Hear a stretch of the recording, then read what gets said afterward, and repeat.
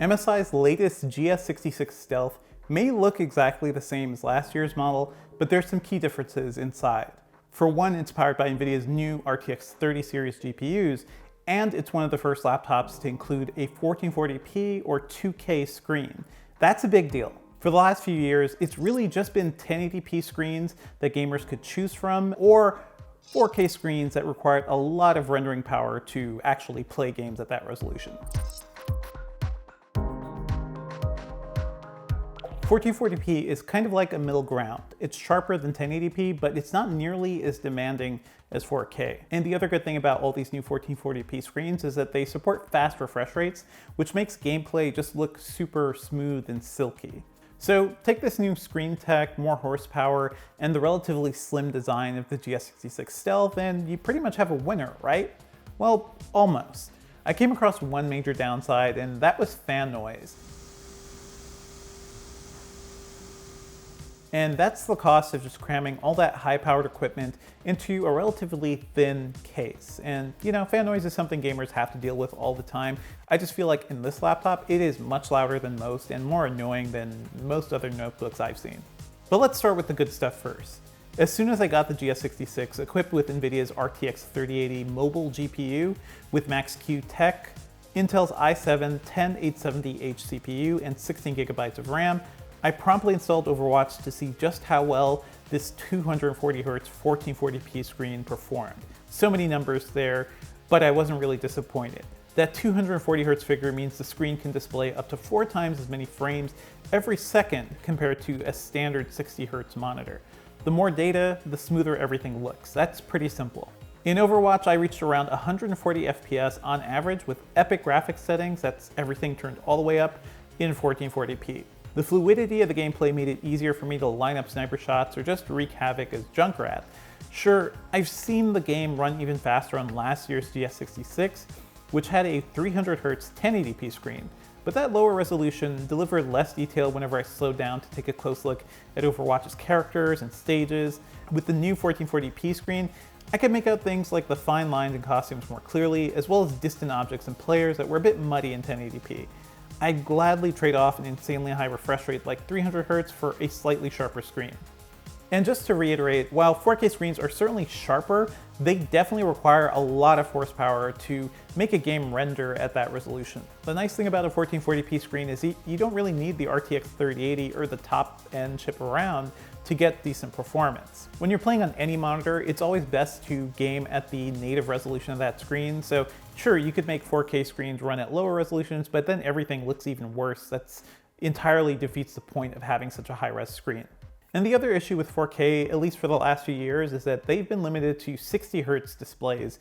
And that really does limit how smooth gameplay can look, especially as those 1080p screens have been getting faster and faster. Starting late last year, we did start to see 4K screens that could do 120Hz, like on the Razer Blade Pro 17. But again, think about that. That means that you'll need enough computing power to generate 4K screens beyond 60 FPS.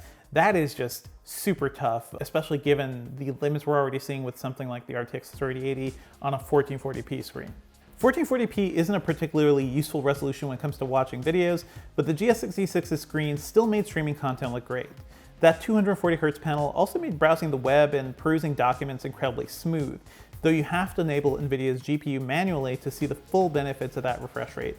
By default, the GS66 uses NVIDIA's Optimus technology to automatically switch between the system's integrated Intel graphics and the RTX 3080 GPU. That helps with battery life, but it also limits the screen to a more standard 60Hz with integrated graphics.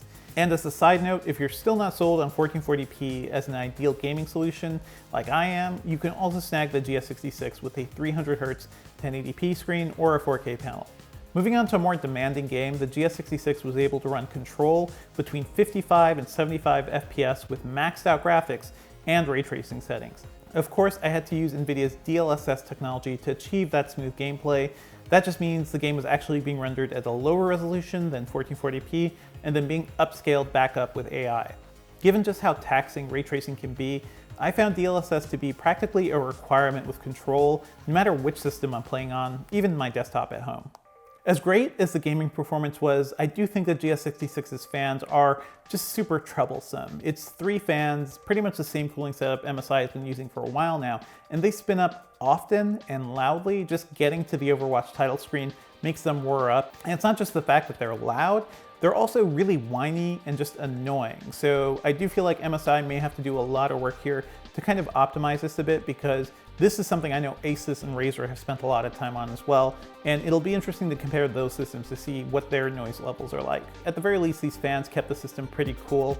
The GPU is typically around 70 Celsius, and I've seen it go beyond 80 in some systems, so that's a good thing at least. And it's worth noting that the underside does get a little hot, but that's something you see with pretty much every gaming laptop. Don't put these things right on your lap after a gaming session. Beyond its new internals, the GS66's design hasn't really changed at all since last year. The thin and sturdy aluminum frame is back. It still weighs 4.6 pounds, putting it on par with the Razer Blade, and its LED backlit keyboard and large trackpad haven't changed a bit. I would have liked to see MSI add a bit more depth to the keyboard though. It's fine for gaming, but a bit mushy when you're typing. You've got a solid selection of ports too. 3 USB 3.2 Type A connections, 2 USB-C ports, one of which supports Thunderbolt, HDMI, and a 2.5 gigabit Ethernet connection. The GS66 looks attractive and refined, though not as finely honed as the Razer Blade. That makes sense, as Razer can focus its design strength on a handful of products, while MSI has a wide variety of notebooks to take care of. I appreciate the understated look of the GS66 though. As long as you keep those RGB LEDs off on the keyboard, it could easily fit into a more professional setting, at least until those fans start whirring. The GS66's battery life also makes it a decent productivity machine. It lasted 8 hours and 25 minutes during our benchmark, almost a full hour more than last year. So should you buy the MSI GS66 Stealth? Here's where it gets a little complicated. It is one of the first laptops out there with 1440p as a screen option, but we're also going to be seeing entries from Razer, HP, and Asus pretty soon. So the competition is going to be around, and we'll have a lot more to compare to.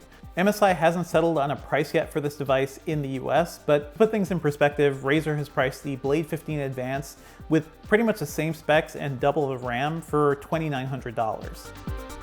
So overall, MSI has delivered a pretty compelling 1440p gaming laptop. It's just a shame about those fans.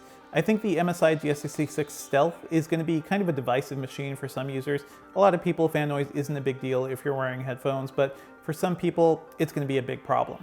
I'm hoping MSI fixes things with a redesign next year, because I think at this point they're really showing the limits of what they can do with their current designs in a thin laptop case. Stay tuned to Engadget.com for more reviews of gaming laptops and PC systems of all kinds. If you dug this video, be sure to like and subscribe.